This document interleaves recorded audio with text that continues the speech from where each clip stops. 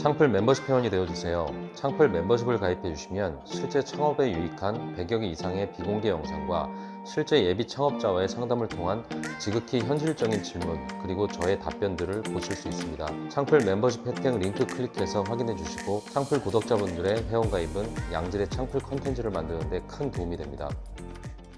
네, 안녕하세요. 창풀직입니다. 오늘 말씀드릴 주제는 회사 퇴직 후 프랜차이즈 창업을 하겠다고 상담을 받으러 온 창업 희망자가 있어서 정말 간곡하게 창업을 말렸습니다. 그리고 프랜차이즈 계약 전 어떤 일을 해야 되는가 이거에 대한 이야기를 상담자분의 사례를 통해서 좀 이야기를 좀 드리겠습니다. 일단 뭐 여러 가지 이유로 창업을 해야 되는 상황이 됐고요. 초보 창업자들은 항상 창업을 해본 적이 없기 때문에 일반인의 방식으로 다 창업을 준비합니다. 뭔가 이게 순서대로 하는 듯한 느낌이 들어요. 가령 예를 들어 가지고 올해 퇴직을 하고 내년에는 창업 준비를 하고 그리고 후년에는 창업을 할 거야. 이게 언뜻 보면 말이 될 수 있지만 이게 말이 안 되는 게 창업이 그렇게 순서대로 될 수가 있을까요? 맞아요. 올해 퇴직까지는 순서대로 돼요. 그 다음부터 내년에 창업 준비를 한다는데 도대체 어떤 게 창업 준비죠? 일단 이거부터 좀 모호합니다. 뭐 박람회 다니고 유튜브 TV 보고 유튜브 방송 보고 뭐 창업 아이템 영상들 보고 네이버 검색해보고 뭐 이런 게 준비인가? 본인이 알고 있는 뭔가에 에너지를 쏟아서 창업 준비를 하고 그 다음에는 창업을 한다고 하는데 어떤 창업을 어떻게 어디서 어떤 장소에서 어떻게 할까요, 그분이? 자신만의 타임 스케줄로 뭐 움직인다고 하지만 사실 창업이라는 게 방금까지도 할 생각이 전혀 없음에도 희한하게 진짜 너무나도 좋은 점포, 너무나도 좋은 기회가 생기게 되면 바로 할 수도 있는 거고요. 올 여름까지는 꼭 해야 되는 상황이 있다. 뭐 이런 일이 있을지라도 상황이 여의치 않으면 단칼에 스톱하고 거기서 멈춰야 되는 게 당연한 건데 무슨 과제하듯이 이게 한번 하기로 했으면 이게 해야 되는 거예요. 특히나 여태까지 계획대로 잘 살아오신 분들이 좀 그런 것 같기도 해요. 그리고 자신이 여태까지 마련을 했던 그런 피 같은 돈을 일단 몰빵을 하려고 마음을 먹습니다. 자신이 창업을 하기로 한 시기가 그렇게 다가오면 다가올수록 더 초조해지고 도대체 그런 걸 보면 왜 초조해 하는지 모르겠어요. 지금 한 달 한 달 나가는 생활비가 까지고 있다는 그 조바심인가? 여지껏 놀았으니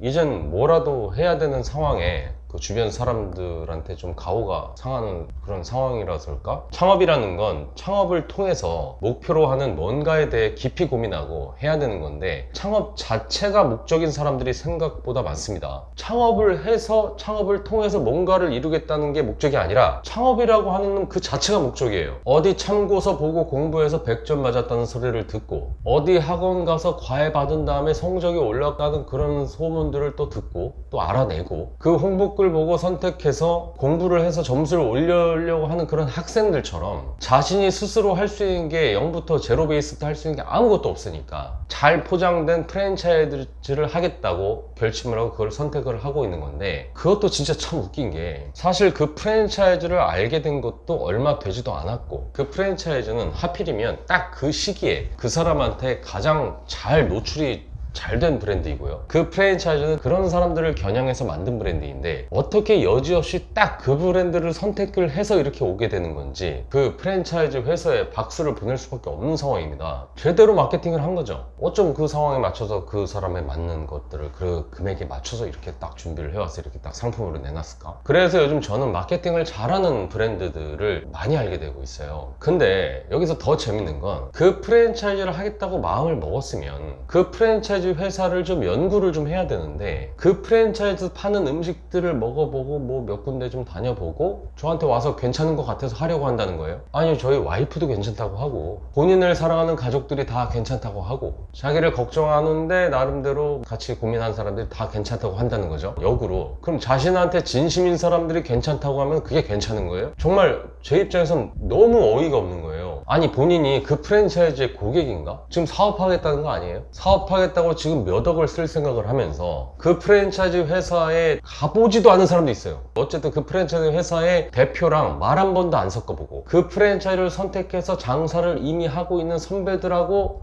말 한 번도 제대로 못 섞어보고 그 프랜차이즈를 하기로 결심을 했답니다. 말려도 소용없죠. 이미 창업 뽕에 맞은 상태인데 지금 가지고 있는 그 전 재산을 다 써야지만 지금 속이 다 시원해지는 그런 상황입니다. 전 재산 2억 이걸 써서 본인은 지금 한 달에 1,000만 원씩 가져갈 생각을 지금 하고 있고요. 지금 당장 지금 이 시점에 창업을 해야지만 빨리 돈을 벌 수 있다는 겁니다. 아니 애기들 기저귀 가방 하나 사더라도 인스타 광고만 믿지 않고 실제 쓰고 있는 맘카페 아줌마들 그 후기도 좀 보고 이것저것 재고하는 건데 창업을 어떻게 그렇게 하지? 일반인은 아무리 실패해도 제로가 끝일 수 있지만 창업인은 실패하면 사실 그 지하실까지 얼마나 들어가는지를 몰라요. 지금 이게 최악인 줄 알았는데 그 밑 지하실, 지하 5층, 지하 7층 여기까지도 내려갈 수 있는 게 창업인의 숙명입니다. 더 재밌는 건 가령 추석까지 지켜보고 그래도 그 집이 장사가 계속 잘 되면 계약을 하려고 한다는 거예요. 지금 하시려는 게 지금 고깃집인데 그러면 추석까지 지켜보고 잘 되면 10월 달에 계약을 하고 그럼 점포를 찾고 인테리어를 하고 그리고 교육받고 그럼 아무리 빨리 해도 최소 내년에나 오픈을 하게 될 텐데 그게 지금 시기적으로 맞아요? 사실상 추석 끝나고부터가 연말까지가 고깃집으로서의 피크 타임이 될 텐데 그 시기가 다 지나고 한겨울에 오픈하겠다는 거 이게 맞아요? 뭐 설날 때 오픈하나? 프랜차이즈라고 한다면 더더욱 오픈빨이 중요한 건데 이게 오픈 시기에 대한 개념도 없어요. 이게 정말 걱정인 거죠. 한겨울에 쭈꾸미 배달집이 잘 되는 걸 보고서 계약을 하고 여름에 오픈해서 폭망하고 한여름에 무지하게 잘 되는 호프집을 보고서 추석 지나서 계약하고 겨울에 폭망하고 본인들은 더 지켜보고 하겠다는 건데 그러면 검증을 충분히 하고 내년 가을에 하던가 그런 것도 아니고 그 시기에 쫓겨서 점포도 졸속으로 구하고 무언가 쫓겨서 하게 되는 이런 악순환 지금 당장 계약하려고 하는 상황에서 정말 제가 두 손 모아서 간곡히 말렸습니다. 그 2억이라는 돈이 너무나도 소중한 돈이고 그 프랜차이즈를 하더라도 몇 개의 과정을 좀 거치고 하십시오. 그런 의미에서 제 프랜차이즈 창업을 하는 그 방정식 이 몇 가지 좀 기준을 좀 얘기를 좀 드려야 될 것 같아서 프랜차이즈 계약 전에 해야 될 일이라고 한번 좀 지어봤는데요.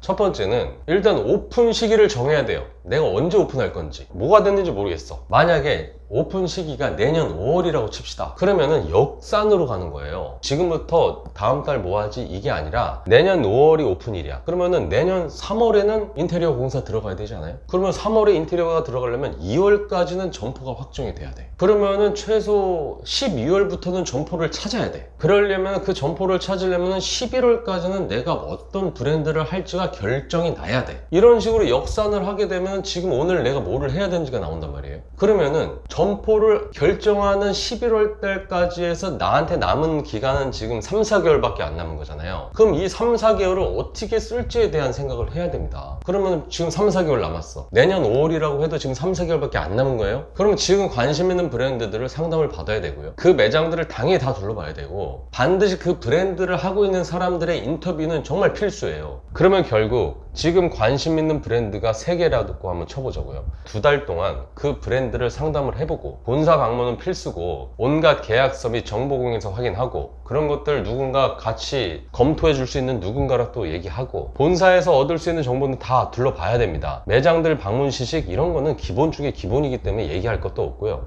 그 다음 2달은 적어도 그것을 하고 있는 사람들에게 기타 500이라도 한 박스씩 들고 다니면서 장사 한 바퀴 돌리고 약간 한가해지는 9시 10시경이라도 찾아가서 그 점주들의 얘기를 들어야만 돼요. 꼭 밤에 가야 됩니다. 그래야 진실을 들어요. 좋은 얘기, 뭐 나쁜 얘기 들으러 가라는 얘기가 아니에요. 대부분 본사 욕을 하거나 서운한 얘기 하겠죠. 뭐 좋은 얘기 하는 데도 있을 겁니다. 근데 본사를 욕하니까 나쁜 본사다? 그것도 아니에요. 제가 볼 때는 본사를 욕하는 점주들도 잘못 있는 사람이 정말 많기 때문에 그렇게 그 사람 얘기만 들어서 판단할 것도 아닙니다. 자기가 부족해서 프랜차이즈를 선택하고 그 본사를 선택한 건데 이제 와서 본사 탓?